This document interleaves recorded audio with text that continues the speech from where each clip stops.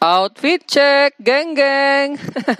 Charis lang mga paps. Mag-aayos talaga tayo ng ating desktop table dyan. Tignan nyo naman kasi yung desktop table ko mga paps. Literal na table, di ba? Kahit nga ganyan lang yan mga paps, solid na rin yan. Marami na rin kaming pinagsamahan yan. Pero dapat baguhin na natin yan. Kaya tara, samahan nyo akong ayusin itong desktop table natin. Pangit nga daw yung itsura ko dyan, sabi ni Mahal mga paps. Kaya naman ilipitan niya ako. Ayan, mukha na daw ang koryat. Yan nga, binubuksan ko pa lang mga paps. May sinabi agad si nanay. Laki na kasi ng gunting niya. Kailangan matapos yan. Gusto. Gupitin mo na. Hawakan mo sa dalawang hawakan niya. Sundutin mo. Relax mo nga. Malaki na ako. Kaya ko na to. Bulataw ka. Ngayon nga lang ako magsaset up ng ganito mga paps. Yung ako mismo yung mag-aayos. Pag bumibili kasi kami ng mga gamit, nakaayos na dati, dinadala na lang dito sa bahay. Kaya naman pagbubukas pa lang, hirap na ako. Pero ayos lang mahirapan mga paps, kasama naman natin si Mahal eh. Inggit na naman kayo dyan. Sana Yan nga pala yung mga gamit natin mga paps. Ayusin natin yan. Set up natin yan. I-assemble natin ng sarili natin. May napanood kasi ako nakakaaliw mag-ayos ng ganito. Kaya naman susubukan din namin ni Mahal. Chine-check up ko nga dyan mga paps kung sakto lahat ng gamit namin. Baka kasi may kulang. Pwede daw ibalik doon sa pinagbilhan namin pag may kulang eh. Pero dito ayos lang na may kulang. Huwag lang may kulang sa pag-ibig. Inggit na naman sila. 2 beses na yan! Ayun, maayos nga ang lahat mga paps. Nailabas naman namin lahat. Kompleto naman. So tara, start na natin to.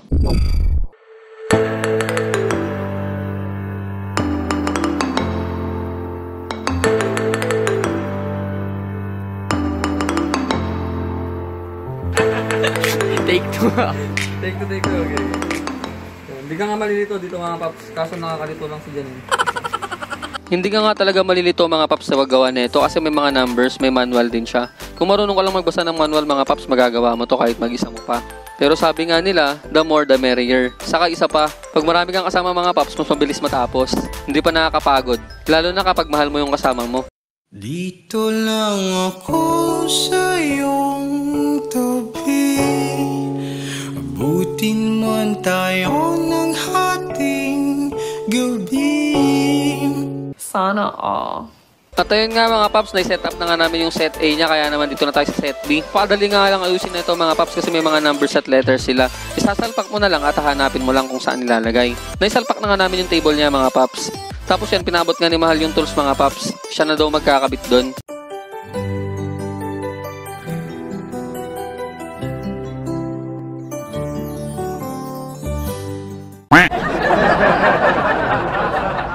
Tapos kung ang makuhanan si Mahal mga paps, ako naman yung kinuhanan niya. Ayan o, tingin nyo.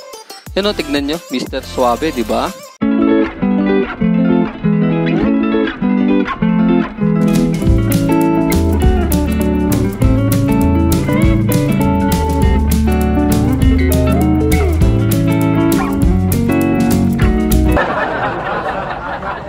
At sa wakas, natapos na nga namin mga paps, kaya naman may bagong bahay na yung computer ko. Tignan nyo naman, napakaganda, di ba? Talaga namang nakakasipag mag-edit pag ganito mga paps. Sabi ko nga kay Mahal, baka makatapos ako ng 3 editing dito.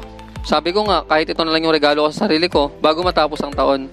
Kaya naman salamat Mahal sa pagpayag. Minsan kailangan din nating regaluhan yung sarili natin, lalong-lalo na kung alam mong mas magiging progreso yung gawa mo. Kaya ano pang inaantay nyo mga paps, regaluhan nyo na rin yung mga sarili nyo. Hanggang dito na nga lang, salamat sa pagsama mga paps, ingat lagi.